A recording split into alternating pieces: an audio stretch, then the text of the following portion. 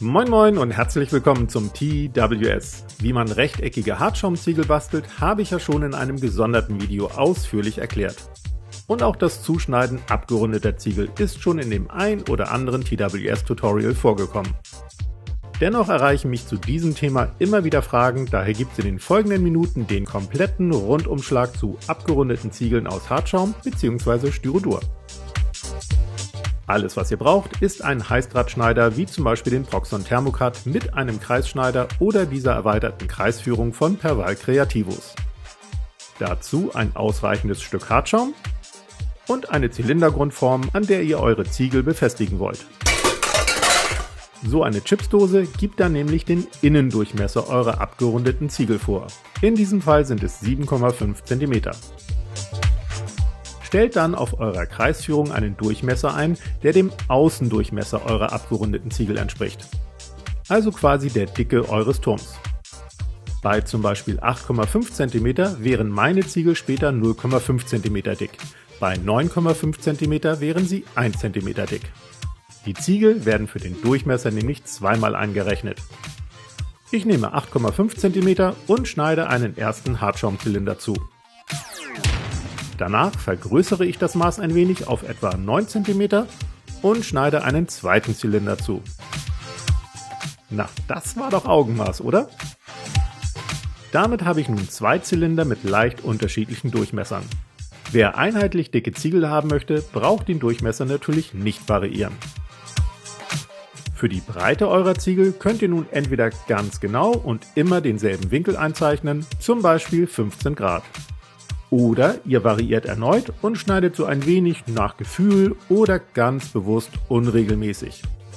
Reduziert nun die Hitze des Drahts auf ca. Stufe 2, um möglichst wenig Verlust zu haben, während rundum jeweils ca. 1 cm tief in die Zylinder eingeschnitten wird.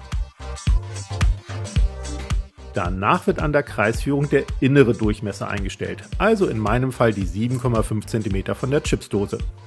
Führt den Draht in eine der Einschnittstellen und schneidet die Zylinder dann rundherum ab. Danach habt ihr jede Menge dünne und dicke Streifen. Stellt nun an eurem Heißdrahtschneider als Schnittbreite die Höhe eurer Ziegel ein. Ich möchte drei unterschiedliche Höhen zwischen ca. 5 mm und 9 mm haben. Ich fange mit ca. 5 mm an und schneide von allen Streifen ein paar Ziegellagen ab. Die abgeschnittenen Ziegel kommen in ein Schälchen, dann geht's mit ca. 7 mm Schnittbreite weiter. Und schließlich noch mit ca. 9 mm Schnittbreite. Fertig sind die unterschiedlich breiten Ziegel in jeweils drei verschiedenen Höhen. Die Ziegel dann ganz nach Wunsch in zum Beispiel einer Universalstrukturierungskiste auf Altrim und mit Holzleim aufkleben. Wer übrigens keine Chipsdose hat, kann natürlich auch die Zylinderreste zum Bekleben benutzen. Nehmt für jede Ziegelreihe am besten immer nur Ziegel aus demselben Schälchen, das geht am einfachsten. Aber natürlich könnt ihr auch wild mischen, um beispielsweise einen ultra windschiefen Turm zu basteln. Reihe für Reihe geht's dann immer weiter nach oben und ihr ahnt bestimmt schon, wie abwechslungsreich das Mauerwerk wird. Fenster und Türen sind übrigens ganz leicht einzufügen. Der oben angrenzende Ziegel sollte übrigens etwas breiter als euer Fenster bzw. eure Tür sein.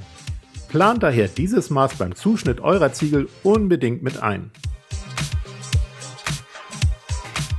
Und das war's auch schon mit dem Rundumwissen, um abgerundete Ziegel zu basteln. Ich wünsche euch viel Spaß beim Nachschneiden und Türmchen bauen und wir sehen uns dann nächsten Freitag. Bis dann!